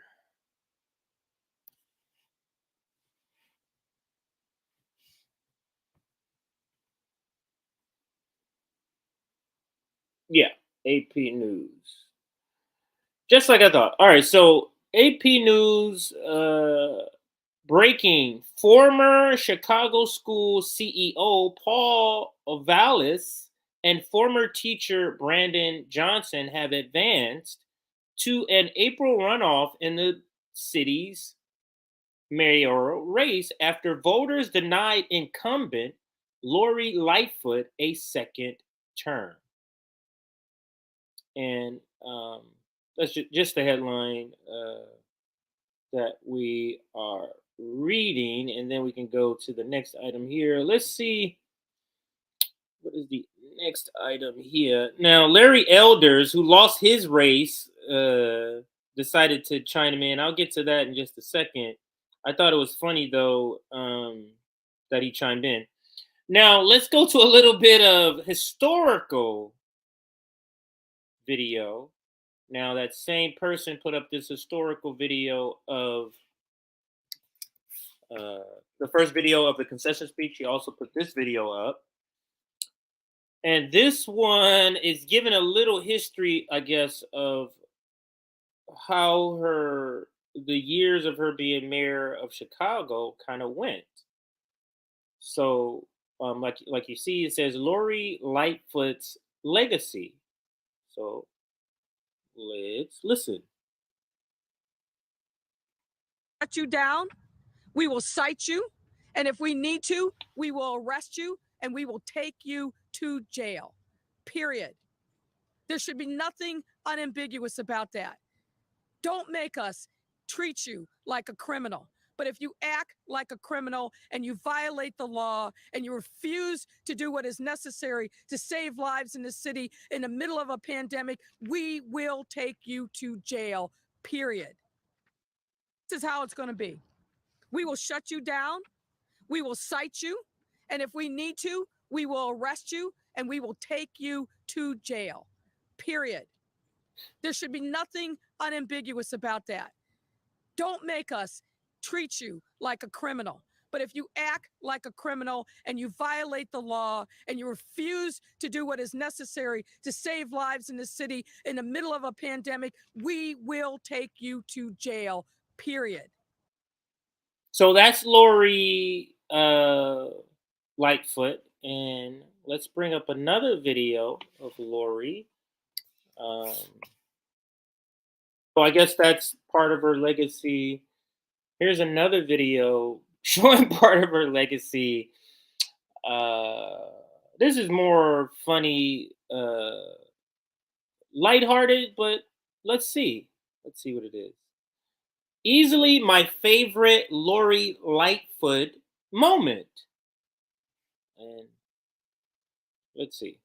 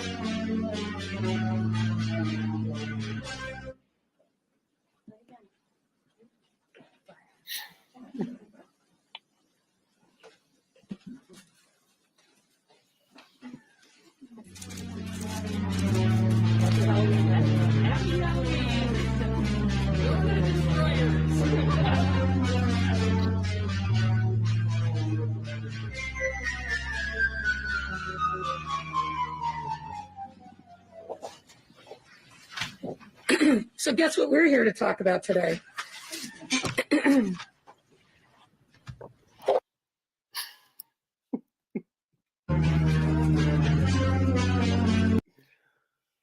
Oh, yes, that was Lori Light. Do I got any other funny videos like that? Let me see. That might be it. Let's see. But I did mention Larry Elder chimed in. Now he's a person who lost to Governor Newsom. He was the conservative black guy who got close, or was the person who they used to say, "Hey, if you don't vote for Governor Newsom, this guy will win." Larry Elder wanted to chime in on Lightfoot, and of course, this is right in his wheelhouse. Anytime a black person is doing anything, that's when he chimes in. And he says Lori Lightfoot made history by becoming the Chicago's first black gay female mayor. And tonight, after 4 years of incompetence, she makes more history because she's in the 4 years the mayor has never lost to the incumbent mayor. And here is the headline he posted: Lori Lightfoot becomes the first Chicago mayor in 40 years to lose re-election. So yeah, she's terrible. These are the people running, but somehow we're gonna vote all of our problems away. Yeah. Sorry. So that's the Lori Lightfoot story. And now let's see what I have left here. I covered most of these. That one did that one, did that one, did that one. Oh, McMaster's and Zelensky. These are two short stories. So we can go from here. Let's just go to my bookmarks, and we'll go to the next story from here.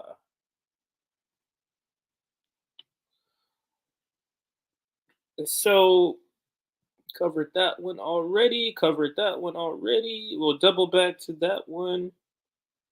And here is Code Pink, and I'll read this in just a moment here. So Code Pink and HR McMasters. Code Pink and HR McMasters is the segment. And let's look at what Ajamu says here. I'm going to make this a little bit bigger. And this is what he says to their tweet. It says, "We salute Code Pink militant actions to delegitimize the bipartisan effort to normalize warmongering has to be a tool that must be used as long as we have a space to engage. Space quickly being eliminated by the totalitarian state led by neoliberals." And that's Ajamu Baraka shouting out this clip where it shows the protest. And I will pause it to set up the clip first. It's about a minute and 40 seconds. But let me read what Code Pink says here. Breaking. The House is holding a special hearing to fearmonger over China, featuring China hawks from the Trump administration, like HR McMasters.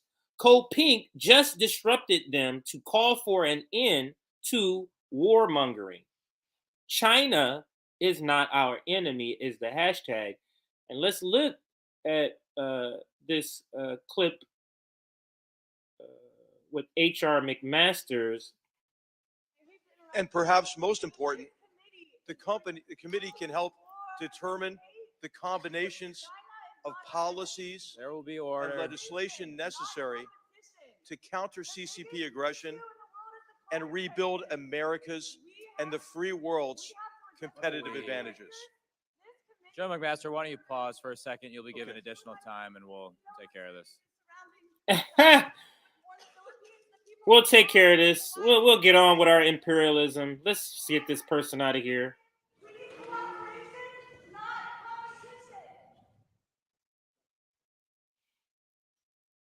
Capitalists don't want to hear that. Cooperation, not competition. That is like that's like nails on the chalkboard to a capitalist. But that's what she was screaming as she's being pulled out. Now there's more, another minute of the video, but I do want to play that first section again. So let's play it again. And perhaps most important, the committee can help determine the combinations of policies There will be order. and legislation necessary to counter CCP aggression and rebuild America's and the free world's competitive advantages. Joe McMaster, why don't you pause for a second? You'll be given additional time, and we'll take care of this.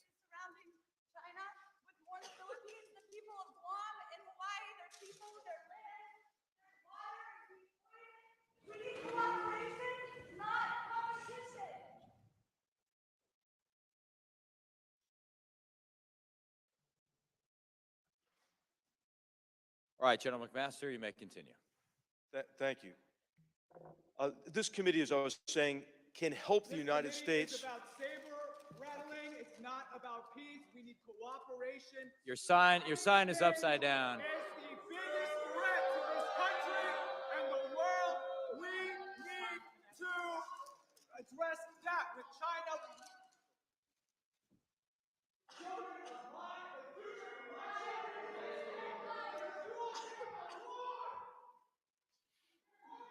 Well, you know, thank you.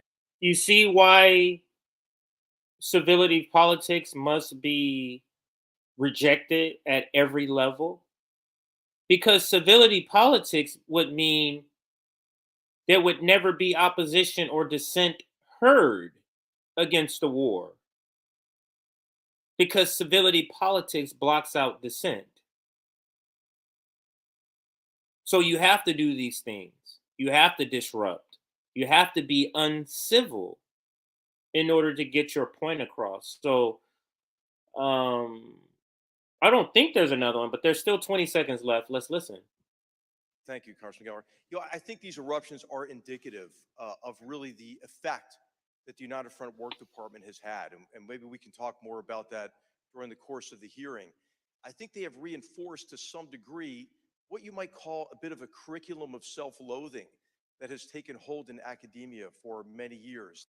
So he's doing what he does. He's leaning into culture war and saying colleges are producing these people who have their own minds, who are not indoctrinated into U.S. imperialism. That's essentially what McMaster is saying here. But let's bring up the supplemental article with this video to talk about why he was even there. And this one's from Fox News, of course, because they are China hawks. So they're the ones I'm going to get the news about this. And this is what he's here for. So McMaster warns next 2 years could be dangerous period for U.S. China Taiwan during debut China committee hearing.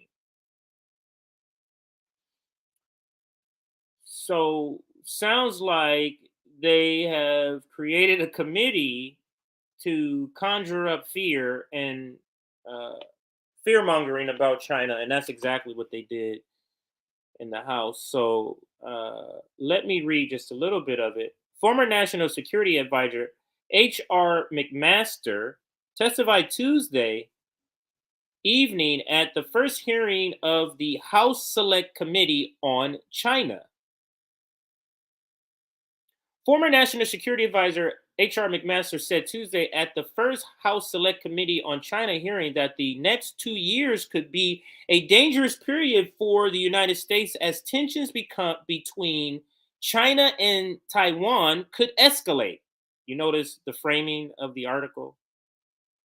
The tensions between China and Taiwan, not China and U.S. That's the framing they're trying to use here. Quote, we've heard to maybe within the next year or two, it is the window that China will look to try to take Taiwan, end quote. Rep. Rob Whitman, rep from Virginia, remarked to McMaster's on Tuesday, nothing ¿Qué es that una would garantía para be el hogar? Se trata de un plan de servicios de un año que ayuda a cubrir los costos cuando las piezas de los sistemas y electrodomésticos de su hogar se averían debido al desgaste normal. Las garantías para el hogar protegen lo que el seguro. Hang on a second here.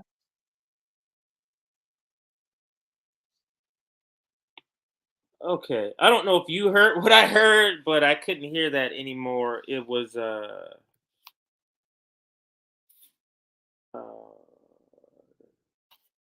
it was some video playing. I could hear sound. So maybe you didn't hear it, but that's why I just cut out of that video.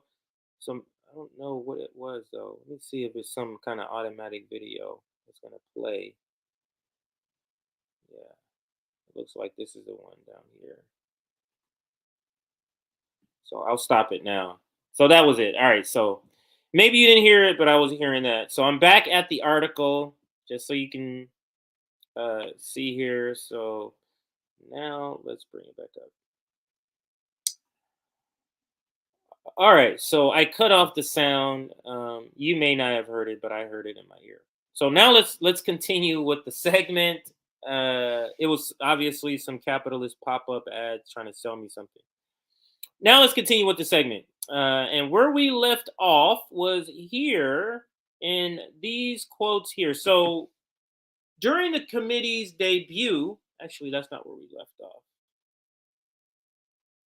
We left off here, but we finished. So let's start here. During the committee's debut hearing, McMaster's warned in his testimony that the U.S. is in a, quote, difficult position, end quote, with respect to deterring the Chinese Communist Party from attacking Taiwan, and that was over the next 2 years. Some other pop-up again.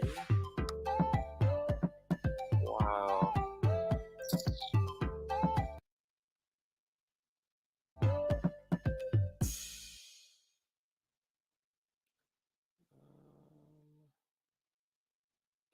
Find where that sound is. Is it this that's playing? Oh, it's this that's playing. Okay.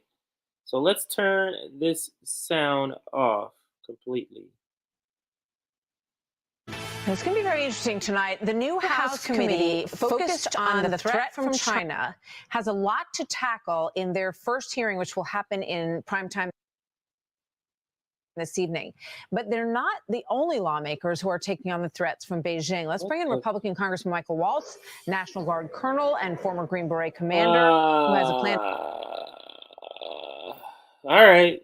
Sorry, Fox. I tried to use you, but I don't have the same patience as some other people, and kept hearing the pop-up in my ear. So let's just go to the Zelensky segment. Yeah, I don't think any of you heard the same thing. But obviously there was a commercial playing in my ear as I was trying to read. So we will skip that and move to the next part. All right, so let's move to this next segment, and this next segment is Zelensky actually talking. And Zelensky is talking about how Americans need to send over their children, their sons and daughters, to die in this war. So let's continue right here. And I'll read the caption before we listen to the video. It's a very short. The U.S. will have to send their.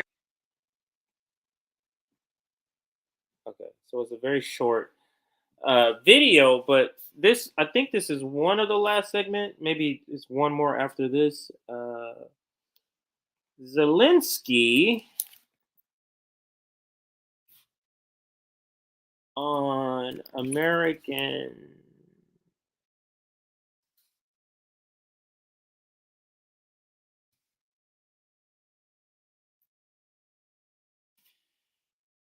Okay, so this one we'll call Zelensky on Americans sending their kids to war. I know it's kind of a big topic or a long banner, but it fits. And let's listen. And you'll hear the translation, and then we'll read the tweet. The U.S. will have to send their sons and daughters exactly the same way as we are sending their sons and daughters to war. And they will have to fight because it's nature that we're talking about. And they will be dying, God forbid, because it's a horrible thing.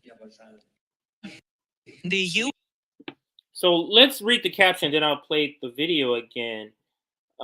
Ukraine needs fresh young Americans to help fight our war. Quote, the U.S. will have to send their sons and daughters to war and they will be dying.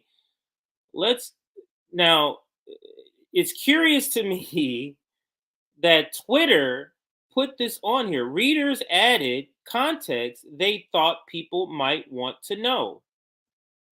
So this corporation decided to put this little warning or this little notification on this video where he's clearly saying this in the video. It says this quote is taken out of context. The full quote is, if Ukraine losses, Russia is going to enter the Baltic state, NATO states, then the US will have to send their sons and daughters exactly in the same way we are sending our sons and daughters. How does that change anything? But they felt the need to add that on there, and which is telling to me. So, but let's read some of the comments because you'll see some of the pro-war people are making comments in this thing too. So let's read some of the comments. He seems to be addressing a potential consequence of a hypothetical situation that was presented before the starting point of this clip. Back it up a couple of minutes and repost. And he thinks he's winning because of that. I don't understand what does that change about what he's saying?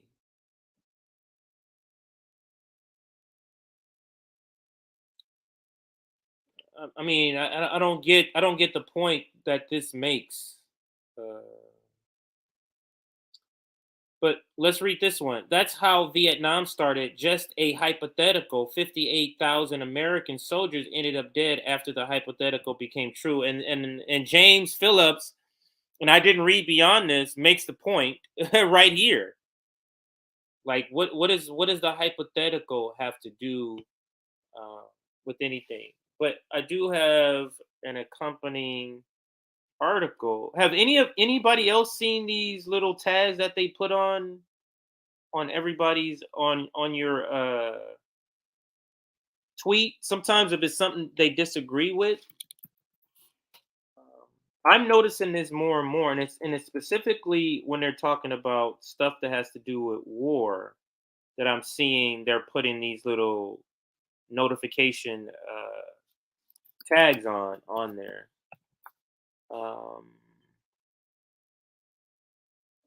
Let's see.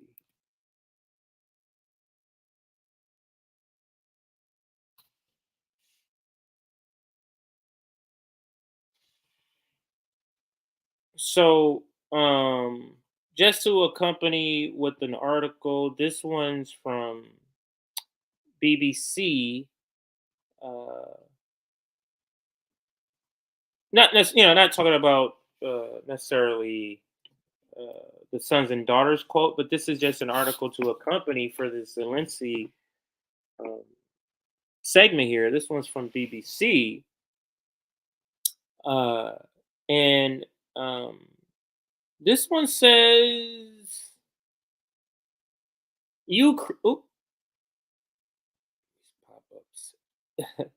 Ukraine war. Zelensky takes fighter jet bid to EU leaders. So essentially,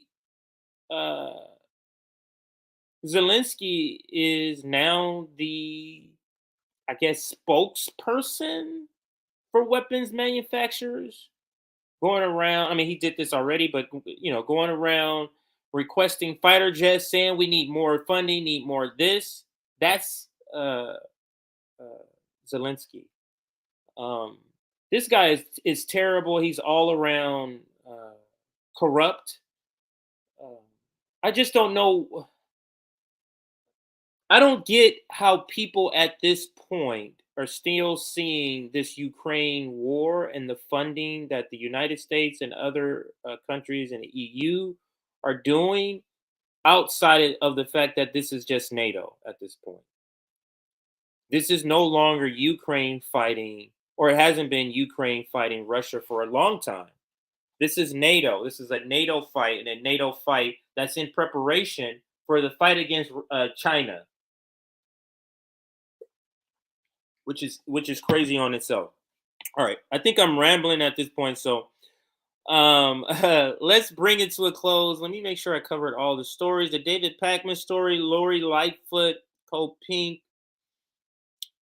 Zelensky video we just covered, Sean Penn, officer. Yeah, I think I covered everything in the description box. Wanted to make sure I did that today before we end it. But the other thing I wanted to bring up was this here. You see all the great thumbnails that are made, but in order to keep that going and to add a couple of staff that we need, we're raising money for RBN Labor and Bills. Venmo, for those listening, Revolutionary Blackout, and Cash App is $ Mutual Aid Forever.